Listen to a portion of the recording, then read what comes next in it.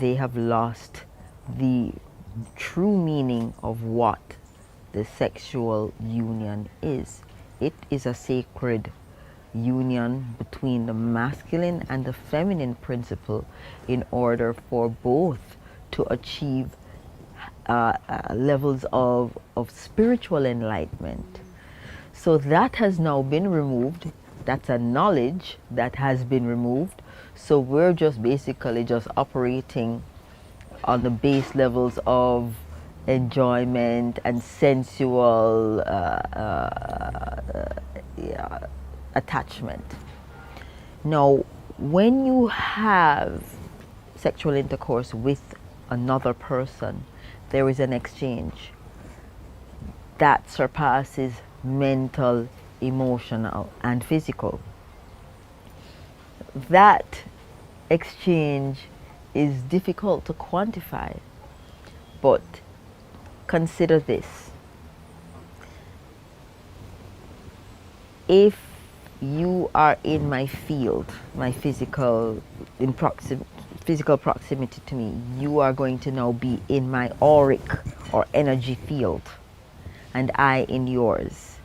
There is going to be a mixing of our energy fields. Our energy fields don't only consist of vibrations, but they also consist of intelligence. They consist of trauma. They consist of emotions, and they consist of karma.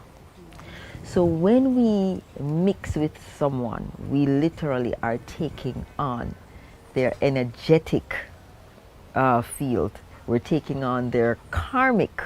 And when I say karmic, I'm talking about ancestral. I'm talking about lineage, thousands of years of energy. And I'm also talking about ancestral. I hesitate to say this, but I'm going to say it because it's a reality in the spiritual realm. There are ancestral curses that stay with people. They don't know that they're having them. You know, in Jamaica, we'll say, boy, that person's salt. No, it's because they have a lot of heavy karma from their family lineage. It can be cleansed if people are aware of it and then seek to have it addressed. So when you have sexual intercourse, you're having all of that. How do you undo it?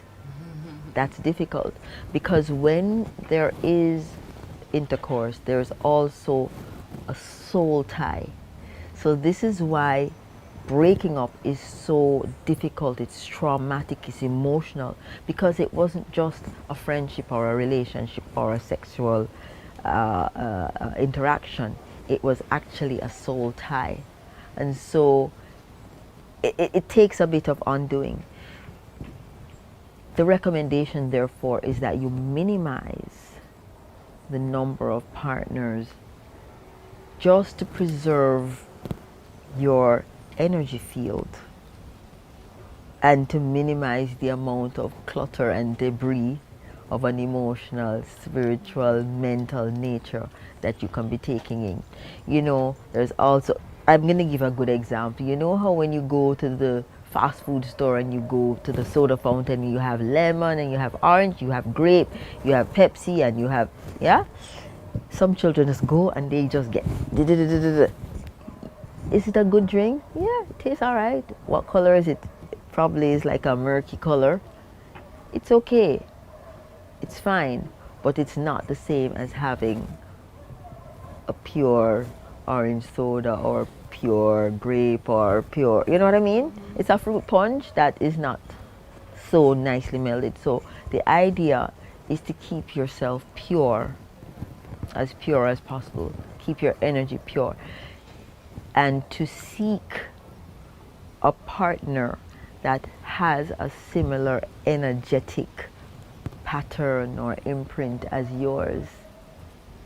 And we've all seen our friends at one time or the other end up with someone that is so divergent, but not in a opposites attract cute kind of way, but in a destructive way, where you can see where one is going to be pulled down energetically by the other.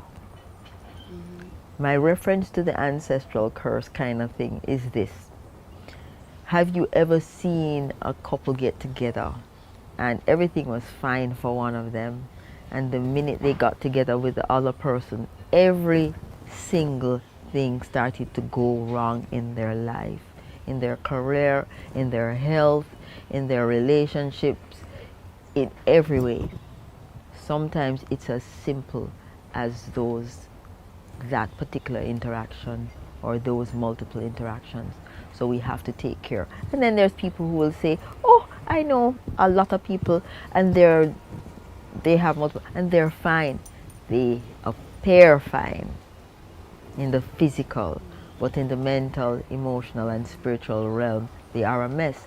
And it's important to emphasize here that a lot of the people we see around, and the physical is beautiful and everything is beautiful, and even the financial looks like they are flying on cloud 11. All that glitters is not gold. We don't know what's happening on the inside, and we don't know what's happening at the mental, emotional, spiritual levels.